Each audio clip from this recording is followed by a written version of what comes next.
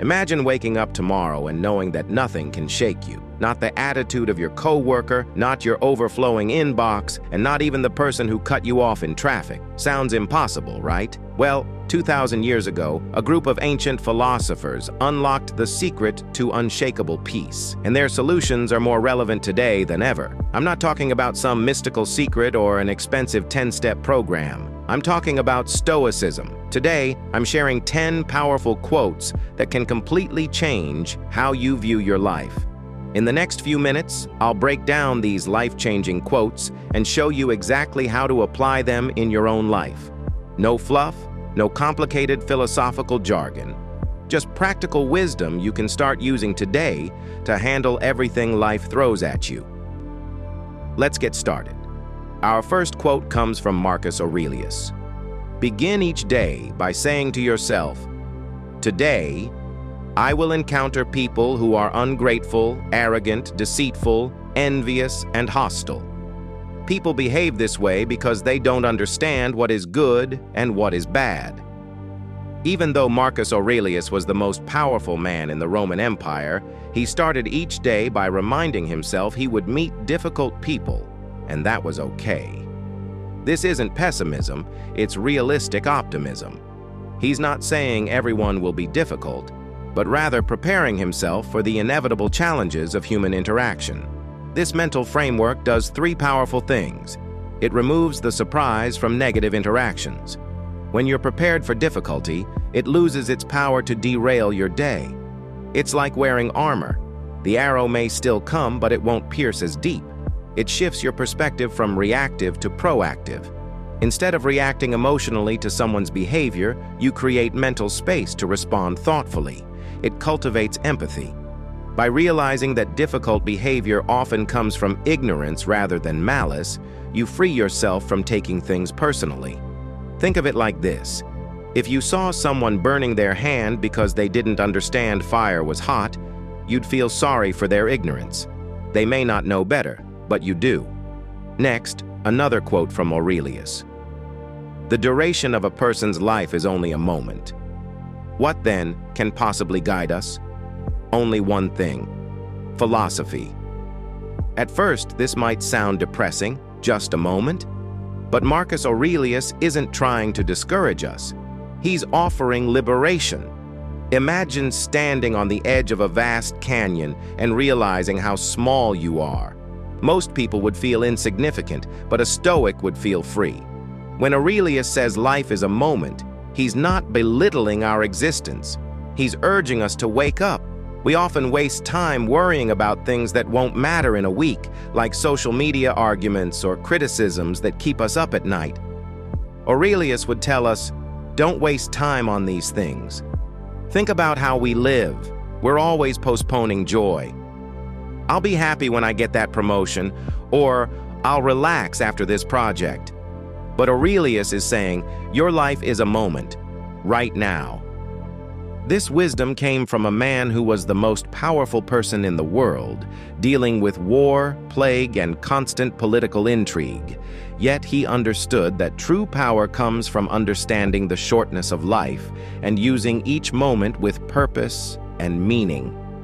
Returning to Aurelius again. Each hour, make up your mind steadfastly as a Roman and as a man to accomplish the matter presently at hand with genuine solemnity, loving care, independence, and justice. Marcus gives us a battle plan for daily living. Let's break it down. Make up your mind steadfastly isn't about wishful thinking or motivation. It's about commitment, showing up fully no matter what task is before you. As a Roman means embodying virtues like discipline, honor, and responsibility. As a man means acting with integrity and courage, doing what's right even when it's difficult. Accomplish the matter presently at hand means focusing on the present moment. How many of us live everywhere except the present moment? Aurelius is telling us, stop, be here now. Genuine solemnity isn't about being grim or humorless. It's about respecting each task, treating every action as an opportunity to demonstrate your character.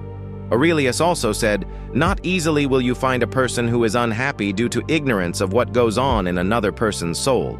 But those who do not follow the movements of their own soul will surely be unhappy." This may sound philosophical, but it's very practical. Most of us spend a lot of energy worrying about other people, what they think of us, how they perceive us, and so on. But here's the truth.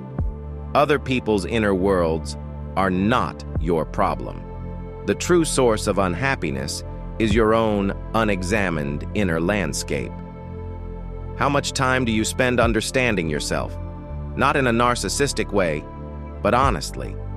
When Aurelius talks about following the movements of your own soul, he's talking about introspection, understanding why you react the way you do, why certain situations trigger you, why you make the choices you make. Seneca also offers wisdom. We suffer more in imagination than in reality. These words might be the greatest antidote to anxiety. Think back to the last time you were truly worried. Chances are, the scenario you were imagining was far worse than what actually happened. This is the nature of human suffering that Seneca understood so well. Our minds are great at creating catastrophic narratives, but these stories often feel more real than reality itself. The most successful people don't get paralyzed by imaginary scenarios. They prepare, but they don't catastrophize. Seneca also said, "The greatest blessings of mankind are within us and within our reach. A wise man is content with his lot, whatever it may be, without wishing for what he has not."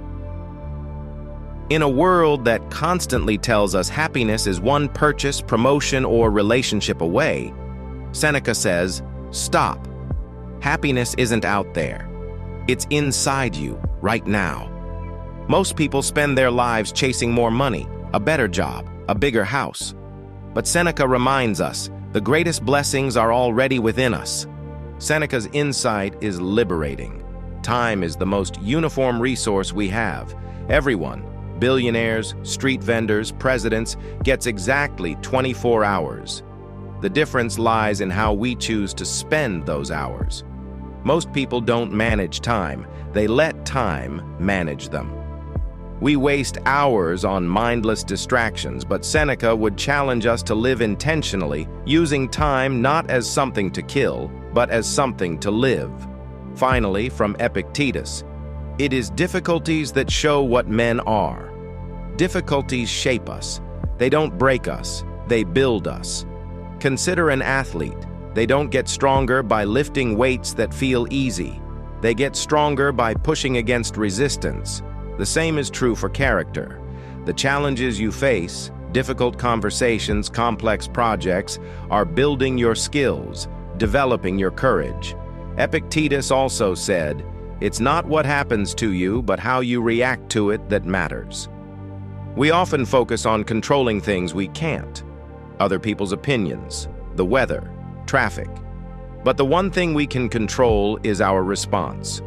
Consider two people facing the same challenge. One becomes angry and lets it ruin their day, while the other uses the situation to read and connect with others. Same event, completely different experience, all because of their reaction. Lastly, Epictetus reminds us, no man is free who is not master of himself.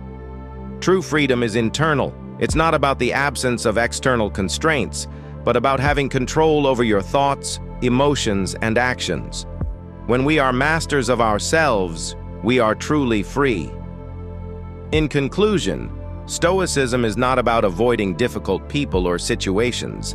It's about facing them head-on with preparation, wisdom, and understanding. The Stoics have shown us the path. Now it's your turn to walk it.